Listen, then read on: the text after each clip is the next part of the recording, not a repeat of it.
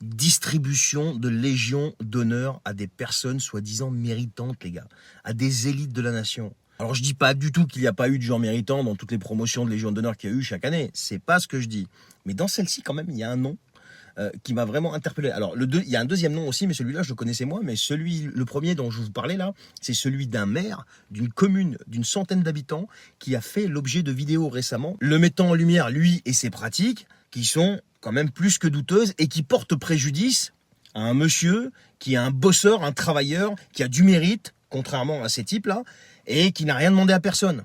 Alors, vous devinez bien sûr de qui je veux parler, je ne vais pas citer son nom ici, vous connaissez ces gens-là, ils ont du courage uniquement devant les tribunaux avec leurs avocats, mais dans la vraie vie, et vous savez très bien qu'ils valent uniquement en fait leur poids. Boule de merdasse!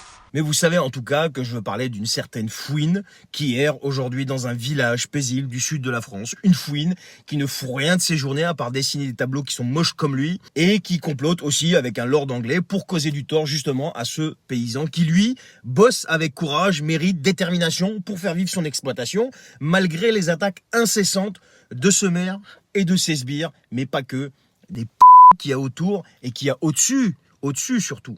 Et donc ce maire a justement été récompensé par le pouvoir en place pour ses 46 ans de service. Alors qu'est-ce qu'il a foutu pendant 46 ans? Va savoir, il faut aller demander aux habitants.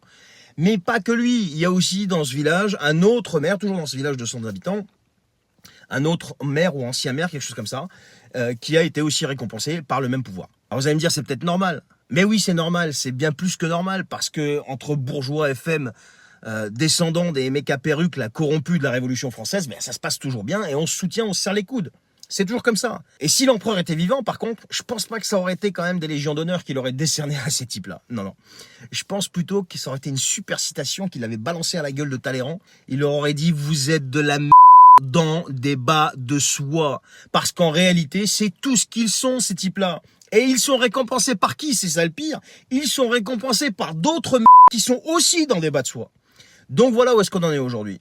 Et comme dirait Charles Gave, on vit dans un asile psychiatrique à ciel ouvert, sauf que là, ce sont les fous qui ont pris le contrôle de l'asile. Bonne soirée, ciao.